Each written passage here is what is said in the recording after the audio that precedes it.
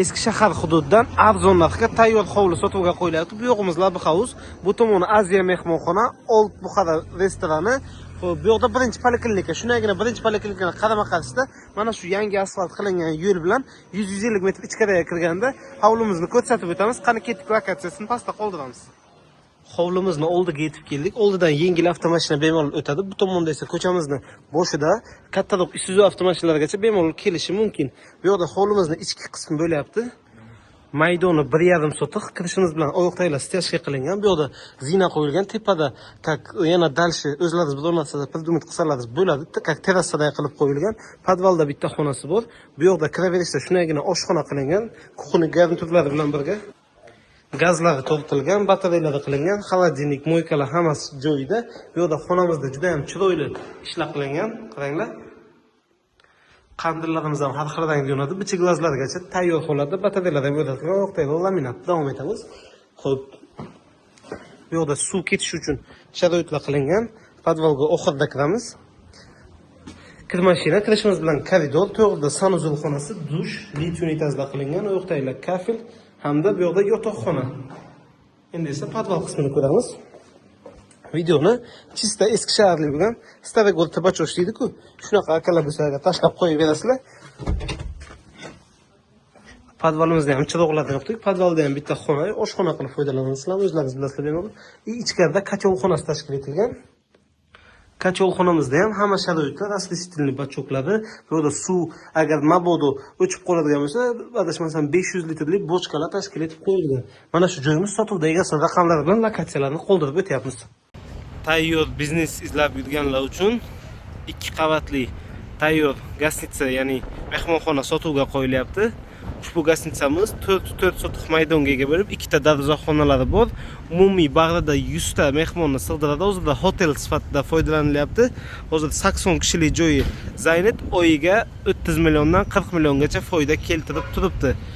Karvon chorrahani oldida joylashgan. Mana Karvon chorrahani oldidagi binolarning orqa tomonidagi 2 qavatli bino. Pastida podvallari ham bor. Oldidagi mana bu stoyanka joylari bilan umumiy 5 sotiq chiqadi.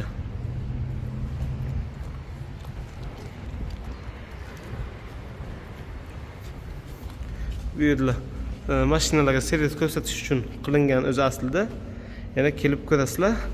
Hozir bu yerda tashqi kuxna, ya'ni tashqi tomondagi oshxona qilingan. Podvallari bor, kirish xodlari bu tomondan ham, u tomondan ham qilib qo'yilgan. Bu tomonda kacholxonasi bor. Mana bu yerda oshxonaning ikkinchi qismi. Bu zina orqali ham binoyimizning ichki qismiga kirish mumkin. Konditsionerlar o'rnatilgan, ishlab turibdi. Bu eshik o'rtada ham bitta xonasi bor ekan. Hali keyin kelib o'zlaringiz ko'rsalaringiz bo'ladi. Hozir binoning oldi qismiga chiqib davom etamiz. Binoning oldi qismiga chiqib oldik.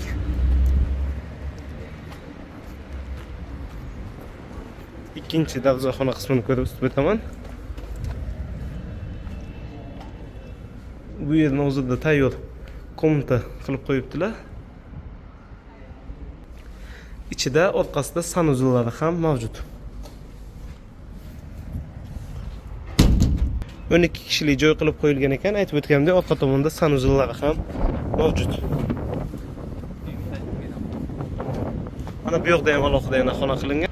2 ta xonasi mavjud bo'lib, biri 4 kishilik, ikkinchisi 6 kishilik alohida sanuzullari bilan birga. Bu yoqda ham ikkinchi qavatga ko'tariladigan xod, ikkinchi qavatlar anchagina chiroyli ko'rinishda.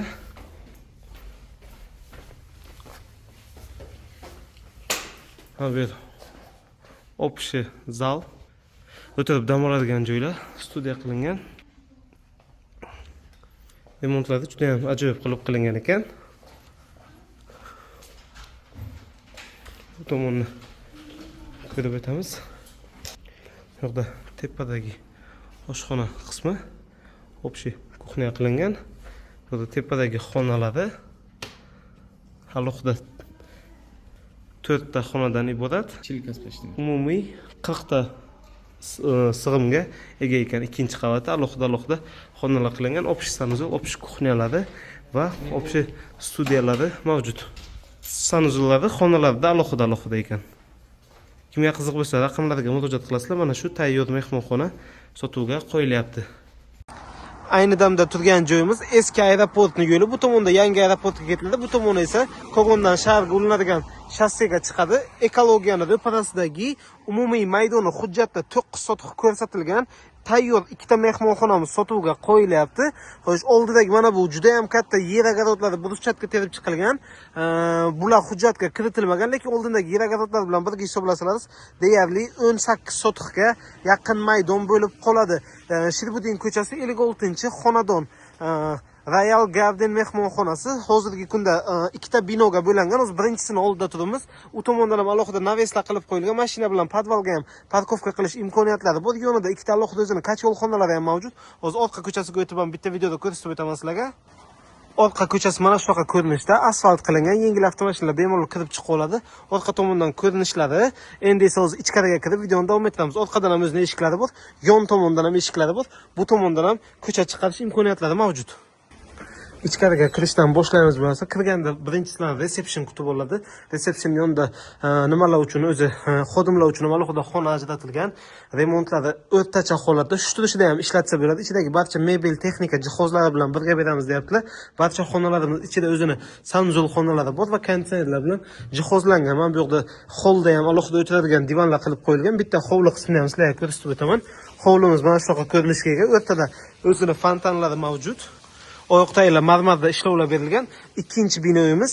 Xo'sh, bu binoyimizda 12 ta xona plus podvallari bor va 2 ta holdan iborat. Bu binoyimizda 11 ta xona plus podval, oshxonasi va hol tashkil etadi. Umumiy hammasida 60 taga yaqin yotoq divanlar taxlab qo'yilgan. O'zi xonalarning ichini ham sizlarga ko'rsatib o'tishga harakat qilaman.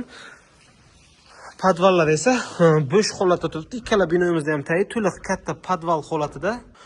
Oshxonasida har kuni ertalab va kechga mehmonlarga o'sha ovqatlar tashkil etish uchun ham barcha sharoitlarga ega. Bu yerda pastdagi 4 ta xonasi bor, pastda, tepada esa 5 ta xonasi bor. Pastdagi xonamizdan qisqacha ko'rsatib o'tamiz. Mana standart xonasi, yana bundan kattaroq lyuks xonalarda 3 kishilik, 4 kishilik xonalar ham mavjud. Konditsioner, 2 ta yotoq. Bu yerda mana mini o'zini xolodilnigi, bu yerda esa televizori mavjud. Mana bu yerda yana o'zini shkaflari ham bor. Shunaqa ko'rinishda va ichida o'zini sanuzul xonasi, unitaz, rakovina va dushlar tashkil etib qo'yilgan holatdagi ixchamgina bu birinchi standart xonamiz edi. Bu yoqda esa 3 kishilik xonasi bo'lishi kerak. Kechalaringiz ko'rasizlar, ichida sanuzul xonalari bilan chiroqlari yoqilmagan holatda turgan ekan. Endi sizlarga ikkinchi qavatdan ham bitta ko'rinishlarini ko'rsatib o'tamiz. Bitta narsani inovatga qo'yilib, podvalga tushadigan xodlari ham bor. Bu yoqda oshxonalari, ya'ni o'sha mehmonlarga zavtriklarni berishga mo'ljallangan va juda ham ko'plab video kuzatuv kameralari bor. Ya'ni koridorlarda, tashqarida, resepsiyonlarda o'zini kuzatuv kameralariga ham ega. Tepada 5 ta xonasi, bu yerda chizmalari, xaritalari. Xo'p. Tepadagi 3 kishilik xonasi, bu ham standart xona bo'ladi. Konditsioneri bor, xolodilniklari bor, televizorlar o'rnatilgan, shkoflari mavjud. 3 kishilik mana shunaqa xona.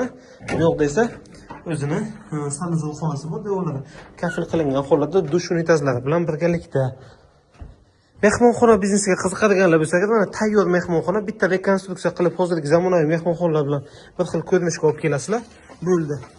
Umumiy 23 ta xonadan iborat, 60 tadan oshiq divanlari bor. Gaz, svet, suvdan muammosi yo'q. Lokatsiyasini va egasini raqamlarni qoldirib o'tamiz. Xohlasangiz agar o'rtasidan devor olib, alohida sotishlari ham mumkin. O'zlariga alohida chiqadi. Orqa tomondagisi sal arzonroq bo'ladi. Oldi tomon ko'cha tomondagisi narxi ozgina balandroq bo'ladi yoki umumiy birgalikda xarid qilib, o'zlaringizga zo'r mehmonxona yoki restoran qilib taxlay bo'lsalar ham bo'ladi.